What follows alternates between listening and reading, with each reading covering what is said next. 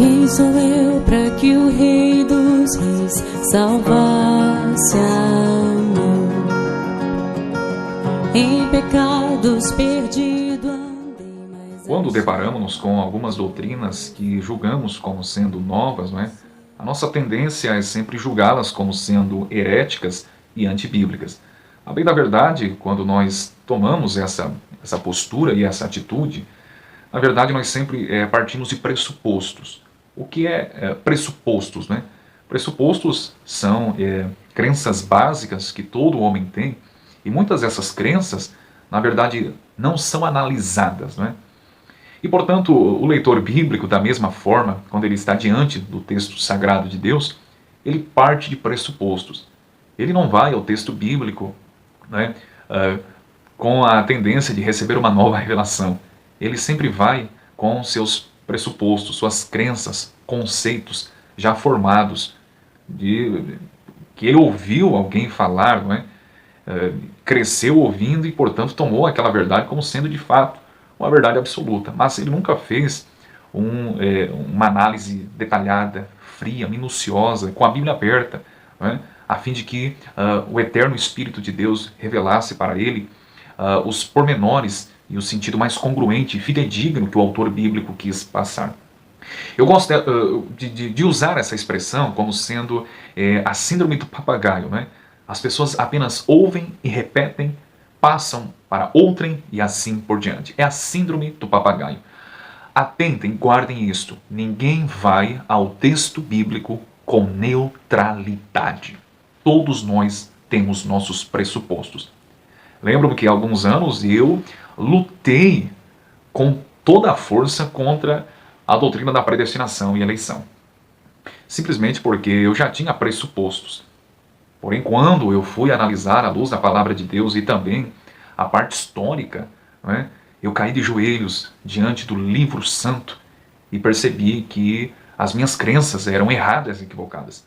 Lembro-me que depois o Espírito Santo trazer à lume a revelação dos textos, né, e os grandes mistérios da teologia, da predestinação, da eleição e da soberania divina, eu li pela primeira vez um livro, né, acerca da história da igreja, de alguns grandes teólogos, pensadores da história.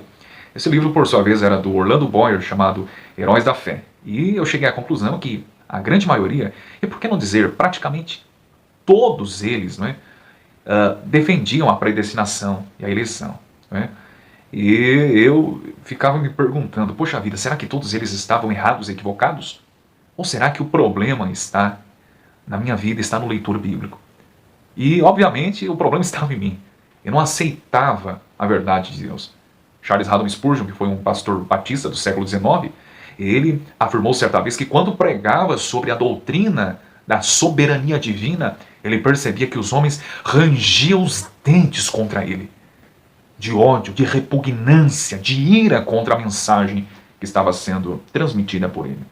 O mesmo Spurgeon disse certa vez que todo homem nasce arminiano, ou seja, todo homem nasce com conceitos humanistas, moralistas, né? Tentando dar uma ajudinha para Deus, pensando que o homem, por sua vez, é o centro das atenções, né? E coloca Deus num patamar menor, né? Um patamar que não compete ao Criador, ao Todo-Poderoso, ao grande eu sou que é apresentado na Santa Escritura.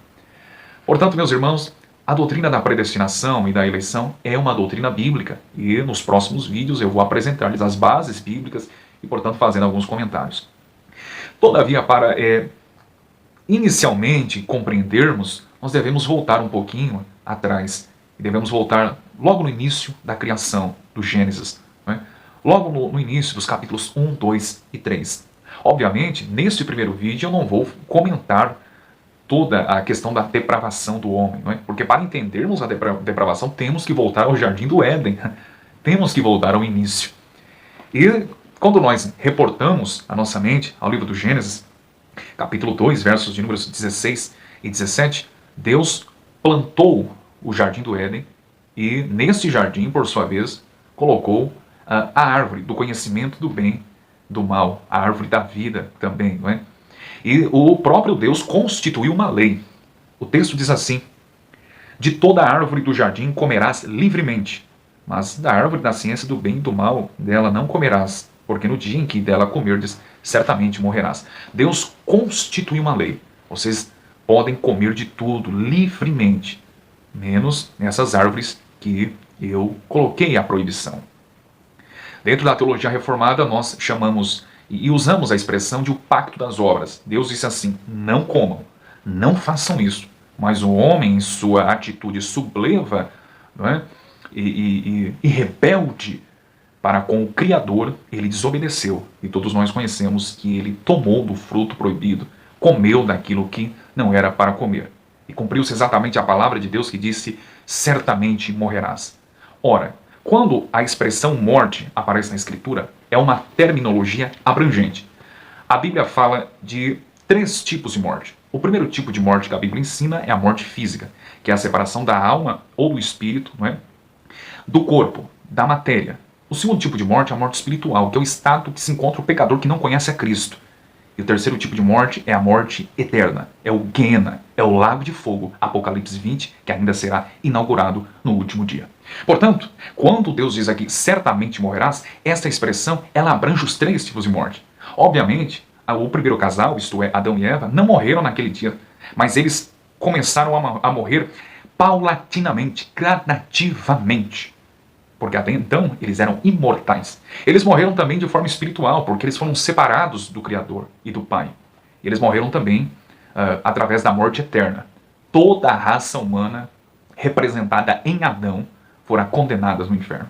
Nós devemos atentar que toda a raça humana, sem exceção, está representada no primeiro casal. Toda a raça humana descende de Adão.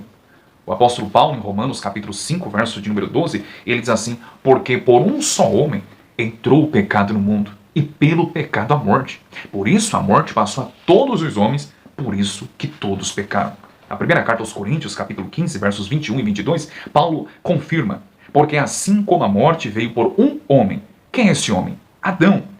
Também a ressurreição dos mortos veio por um homem, isto é, Cristo. Verso 22, porque assim como todos morrem em Adão, assim também todos serão vivificados em Cristo. Paulo está dizendo que Adão é o cabeça, é o representante de toda a raça humana. Portanto, o pecado de Adão é o nosso pecado. Nós partilhamos do pecado que dentro da teologia é chamado de o pecado original. Todos os seres humanos, sem exceção, nascem caídos em Adão. Deus os proibiu de não comer, mas mesmo assim o homem comeu. Agora note que quando tratamos do livre-arbítrio, o que é o livre-arbítrio? Em síntese, é a possibilidade de não pecar. Adão, sim, de fato, tinha a possibilidade de não pecar. A perda do livre-arbítrio é em decorrência da queda do homem. Percebe? Agora entendam, meus irmãos, pois se Adão, que estava em estado de inocência, pecou, escolheu satisfazer a vontade da sua carne, quanto mais agora, nós, que já nascemos em Adão, mortos em pecados, com esta natureza adâmica, quanto mais nós. Portanto, meus irmãos, toda a raça humana está representada em Adão. O homem comeu do fruto proibido.